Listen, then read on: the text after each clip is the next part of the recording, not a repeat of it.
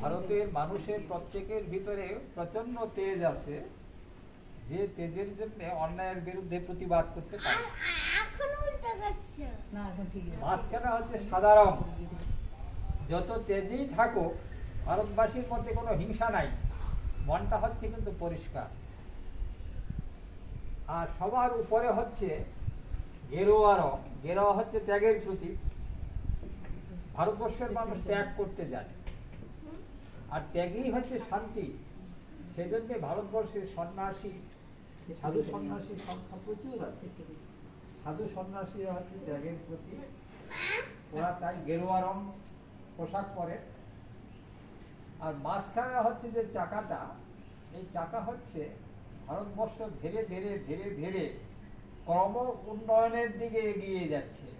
ভারতবর্ষ হচ্ছে উন্নয়নশীল দেশ, এখনো উন্নত দেশ হতে পারে না, ডেভেলপিং কান্ট্রি, ডেভেলপ হইতে পারে না এখনো। ও ধীরে ধীরে এগিয়েই যাবে। স্বাধীনতার এই যে ৭৮ বছর পেরিয়ে গেছে, ৭৮ বছরে এই চাকা কিন্তু অনেকটাই এগিয়ে গেছে। আমরা এখন অনেক বেশি স্বয়ংসম্পূর্ণ, ভারতবর্ষ অনেক বেশি উন্নত হয়েছে, কিন্তু একে এখনো উন্নত দেশ বলা যেতে পারে না, উন্নয়নশীল দেশ। বহু মানুষের রক্তের বিনিময়ে, কষ্টের বিনিময়ে, ত্যাগের বিনিময়ে এই স্বাধীনতা আমরা পেয়েছি। হাজার হাজার লাখ লাখ নারী পুরুষ সবাই মিলে কিন্তু বিভিন্ন ভাবে ভারতবর্ষের স্বাধীনতা সংগ্রামীদেরকে সাহায্য করেছে। কেউ খাবার দিয়ে সাহায্য করেছে, কেউ অর্থ দিয়ে সাহায্য করেছে, কেউ গোপন তত্ত্ব দিয়ে সাহায্য করেছে, কেউ চিঠি আমদানি রপ্তানি করে সাহায্য করেছে। এইভাবে প্রায় ১৫০ বছর, ২০০ বছর ভারতবর্ষে কিন্তু ইংরেজরা ছিলেন। এত বছর কোনো উপনিবেশ কোনো দেশে ছিল না, ভারতবর্ষে ছিল সেটা। এটা ভারতবর্ষের জন্য একটা লজ্জার ব্যাপার, কলঙ্কের ব্যাপার। কারণ ভারতবর্ষে তখন শিক্ষা ছিল না, শিক্ষা ব্যবস্থাও ছিল না, শিক্ষা প্রতিষ্ঠানও ছিল না। ওরা অনেক শোষণ করেছে ইংরেজরা, কিন্তু অনেক দিয়েও গেছে। শিক্ষা ব্যবস্থাটাকে মোটামুটি একটা ভালো পজিশনে নিয়ে এসে দিয়ে গেছে। ওদের অত্যাচার ছিল সীমাহীন। ভারতীয়দেরকে কালো আদমি বলে ঘৃণা করত, ওরা ছিল সাদা আদমির মানুষ। যখন থেকে দেখা গেল যে ওরা আসছে এখানে ব্যবসা করতে নয়, ভারতবর্ষকে শাসন করতে, তখন থেকে ধীরে ধীরে ধীরে ধীরে ধীরে মানুষের ভিতরে ক্ষোভ সৃষ্টি হয়েছে। সেই ক্ষোভের বহিঃপ্রকাশ প্রায় ২০০ বছর ধরে চলে একসময় আমরা স্বাধীনতা পেয়েছি। আজকে যে ভারতবর্ষ, সেই ভারতবর্ষ কিন্তু শুধুই ভারতবর্ষ বলি আমরা যাকে, সেটা কিন্তু অখণ্ড ভারতবর্ষ। অখণ্ড ভারতবর্ষে পাকিস্তান ছিল, পাকিস্তান, বাংলাদেশ ছিল, ব্রহ্মদেশ ছিল। এতগুলো খণ্ড হয়েছে ভারতবর্ষ, ব্রহ্মদেশ।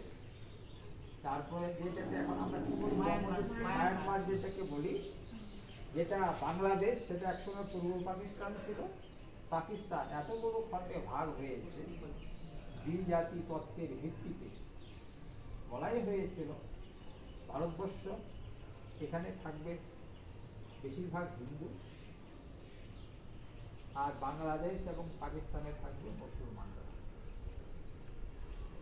কিন্তু পুরোপুরি সেটা কার্যকরী হয় নাই বলে বাংলাদেশেও বহু হিন্দু রয়ে গেছে, ভারতবর্ষেও বহু মুসলমান রয়ে গেছে। ফলে আমাদের মাঝে মাঝেই কিন্তু নানা রকম গন্ডগোল হয় এবং তার অশান্তি ভোগ করতে হয় আমাদেরকে এবং ওই সমস্ত মানুষজনগুলো। স্বাধীনতার সময় বাংলাদেশ থেকে বহু হিন্দু ভারতবর্ষে আজকে সব কিছু ছেড়ে দিয়েছে, বাস্তুভিটা ছেড়ে দিয়েছে, জমাজমি ছেড়ে দিয়েছে, ঘর বাড়ি ছেড়ে দিয়েছে, থালা বাসন ঘটি যা ছিল সব ছেড়ে দিয়ে আসছে। তাই ওদেরকে বলা হয় উদ্বাস্তু, বাস্তুহীন হয়ে গেছে, উদ্বাস্তু হয়ে গেছে। উদ্বাস্তুর ঝড় নেমেছিল, খাবারের অভাব হলো, বাসস্থানের অভাব হলো। তৎকালীন প্রধানমন্ত্রী পণ্ডিত জওহরলাল নেহেরু এবং স্বাধীনতা সংগ্রামীরা একত্রিত হয়ে এদের কিন্তু আবাসনের ব্যবস্থা করেছিল, তা নাহলে খুব বিপদই হচ্ছে। আমরা স্বাধীন ভারতবর্ষে যারা আছি অনেক অসুবিধা আছে, আমাদের অনেক অসুবিধা, বাসস্থানের অভাব, খাদ্যের অভাব, প্রকৃত শিক্ষার অভাব। স্বাধীনতা আমাদের এখনো, বাক স্বাধীনতা নাই বললেই চলে, তবু মোটের উপর কিন্তু আমরা স্বাধীন, এটা আমাদেরকে মানতেই হবে। তা না হলে আমরা আজকে এখানে বুক ফুলিয়ে পতাকা উত্তোলন করে এত সব কথা বলতেই পারতাম না। এতক্ষণ গুলি চালিয়ে আমাদেরকে ঝাঁঝরা করে দিই, সেটা তো হচ্ছে না। এটা কি কম প্রাপ্তি আমাদের? আমরা আমাদের জমিতে, এই জমিতে ধান চাষ করতে পারি, ওই জমিতে পাট চাষ করতে পারি, ওই ভিটায় হলুদ চাষ করতে পারি, আমাদের সমুদ্রের জল দিয়ে আমরা লবণ তৈরি করতে পারি। ওই স্বাধীনতা তখন আমাদের ছিল না। 200 বছর আমাদের দেশে লবণ উৎপন্ন হয়, তবু বিলাপ থেকে লবণ আসতো, সেটা তো নাই এখন। এটা আমাদের বড় প্রাপ্তি।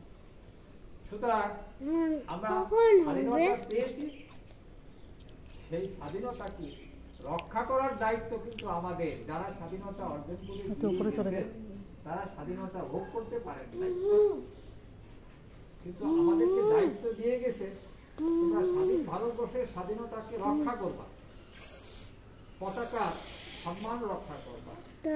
আমার আপনার সামনে যদি কেউ জাতীয় পতাকা উল্লঙ্ঘিত করার চেষ্টা করে, ছিঁড়ে ফেলানোর চেষ্টা করে, ছুঁড়ে ফেলানোর চেষ্টা করে, সেটাকে প্রতিবাদ করতে হবে। সেই কাজটা কিন্তু সহজ নয়, এখনো সেই বিপদ আছে। ওরা আপনাকে আমাকে আক্রমণ করবে, কিন্তু আমরা সেটাকে উপেক্ষা করেই এগিয়ে যাব। ভারতবর্ষের স্বাধীনতাকে রক্ষা করব। যাদের রক্তের বিনিময়ে, প্রাণের বিনিময়ে, বহু কষ্টের স্বাধীনতা পেয়েছি, তারা সবাই শহীদ। সেই শহীদদের উদ্দেশ্যে আমরা শ্রদ্ধা জানাবো, তাদের চরণে প্রণাম জানাবো। জানিয়ে উপস্থিত যারা আপনারা এখানে আসছেন, তাতে আমি খুশি। সবাইকে আমার আন্তরিক ধন্যবাদ জানিয়ে আমার বক্তব্য